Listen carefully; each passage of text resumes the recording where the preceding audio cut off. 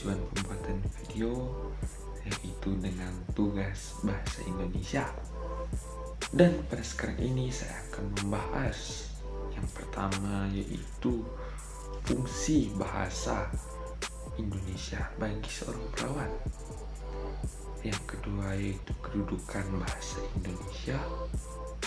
Ada juga pengertian tentang kedudukan bahasa Indonesia.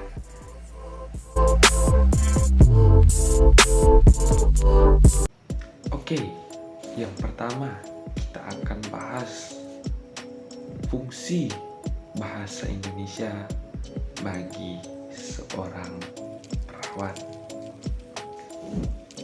Menjadi seorang perawat adalah tugas yang sangat besar dan yang paling mulia.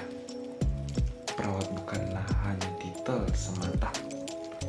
Dipertemukan dengan berbagai pasien, dengan berbagai macam penyakit, tentu merupakan sebuah tantangan buat kami. Ujian dan tugas bagi seorang perawat yang diharuskan dilakukan, dipertemukan dengan pasien dan dengan latar belakang yang beragam. Saya sendiri sebagai seorang perawat melihat keragaman latar belakang. Ini adalah salah satu tentang besar bagi seorang perawat. Entah latar belakang atau suku yang berbeda, atau juga agama, ras, etnis, budaya, bahkan pun bahasa daerah yang berbeda dan beragam-ragam. Lalu bagaimana cara kami seorang perawat dapat mengatasi dan menghandle semua ini? Tentu kami sebagai seorang perawat harus menggunakan bahasa Indonesia yang baik dan benar. Dan tentu sebagai seorang perawat dari Indonesia, kita harus menguasai pemersatu kita, yakni bahasa Indonesia. Penggunaan bahasa Indonesia yang baik dan benar haruslah dikuasai oleh kita sebagai seorang perawat.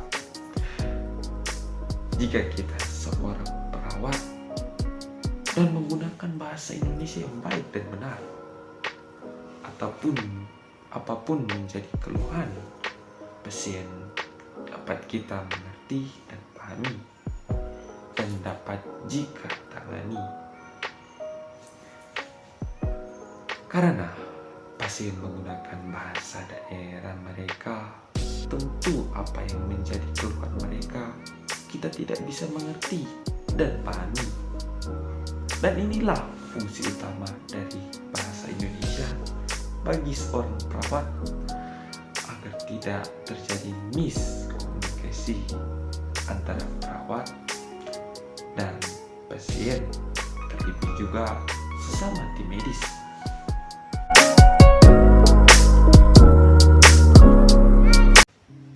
Bahasa Indonesia merupakan bahasa pemersatu bangsa.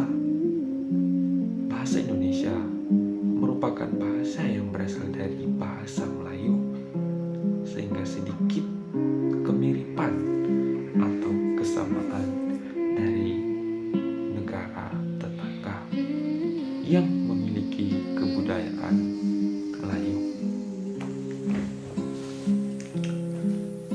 Bahasa Indonesia sendiri lahir pada tanggal 28 Oktober 1928 pada saat momen Sumpah Pemuda yang kemudian dipergunakan oleh masyarakat pribumi pada masa itu. Bahasa Indonesia tidak luput dari seorang tokoh, Muhammad.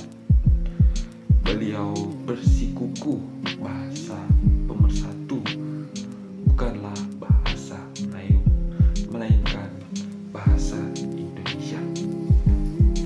Sehingga bahasa Indonesia diresmikan oleh pemerintah pada tanggal 18 Agustus 1945.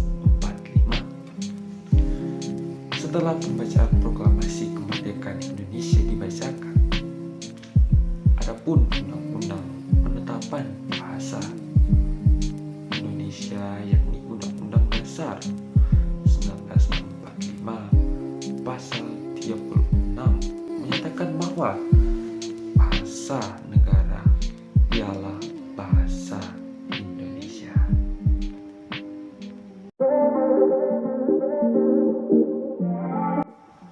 Oke, pada saat ini kita akan lanjut, yaitu membahas tentang fungsi-fungsi beserta faktor yang memicu dan mendorong terciptanya bahasa Indonesia. Terciptanya bahasa Indonesia, yakni Indonesia merupakan negara kepulauan yang tentunya memiliki banyak sekali masyarakat.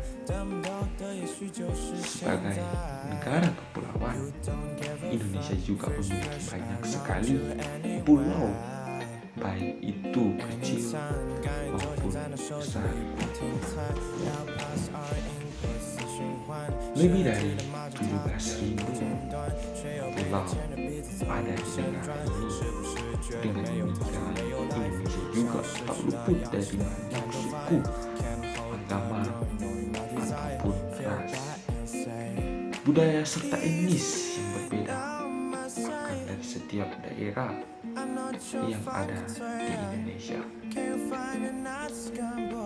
Mereka memiliki ciri khas dan bahasa daerah mereka sendiri. Inilah fungsinya sesungguhnya dari bahasa Indonesia yang merupakan pemersatu bangsa, karena setiap bahasa daerah yang ada, masyarakat Indonesia dipersatukan dengan bahasa Indonesia. Oke,